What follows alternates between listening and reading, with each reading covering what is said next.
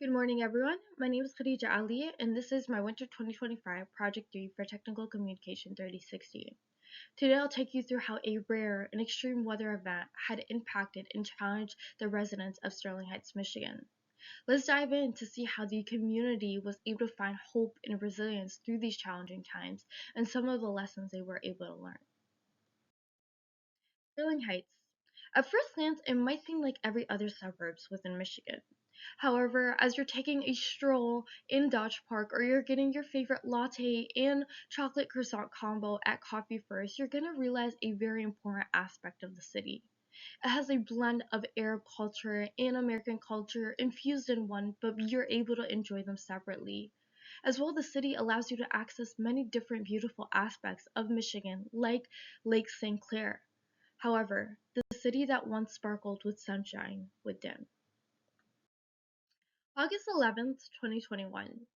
It started as an ordinary day, as one would say. Kids that were playing video games all night were finally heading to bed as their parents downstairs were fumbling around trying to find their keys, rushing out to their cars. A raindrop. I didn't know it was going to rain today. Unfortunately, that raindrop would turn into a record breaking rainfall. 5 to 6 inches of rain had flooded the streets and homes of many residents within Sterling Heights. A 292-year storm had impacted the city. As the day went by, chaos had erupted within the city. Over 350 flood reports were being reported across the city. Emergency responders were trying to aid and evacuate over 100 residents. As the water kept on flowing, the damage kept on growing. $62 million in property damage, over 4,000 homes hit, 50 apartment buildings hit. Why was this happening? What is causing this? As the water kept on flowing in, unfortunately, the draining system during that time couldn't handle such a large quantity of water, where the draining system could only handle about a tenth of the amount of water that was being flowing in. As well, to make things a little bit more challenging for the residents, a nearby sewer had collapsed near the Red Run drain, making things a little bit more interesting and making Sterling Heights a temporary disaster zone.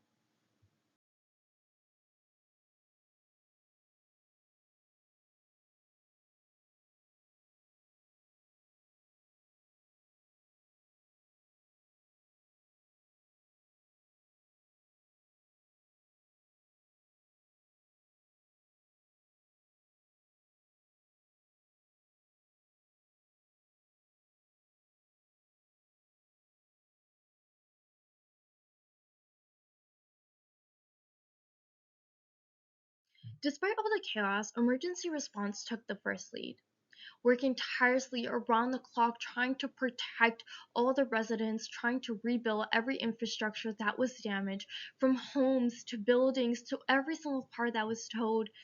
Emergency responders' tireless efforts showcased resilience and courage, which sparked a little bit of hope within the residents that the city was okay and that they could overcome any challenge. But never did they realize that this was going to be something bigger than they ever expected. As the storm did play a major part in causing many of the damages that occurred throughout the city did also take accountability and acknowledge that it was due to their inadequate draining system that led to many of the damages that occurred throughout the city. And so the city did not just want to rebuild, but they wanted to rebuild smarter, better. So they asked for state and federal assistance, and they were able to be provided with grants that will allow them to improve their draining systems to uphold more water.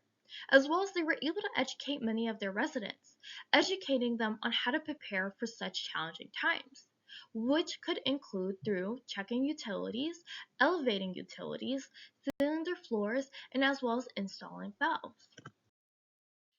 As Sterling Heights did face a storm that could have broken its spirit, the story doesn't only showcase the importance of proactive disaster planning, or improving your infrastructure, or educating your residents on the importance of being proactive and prepared for any challenges that are to come.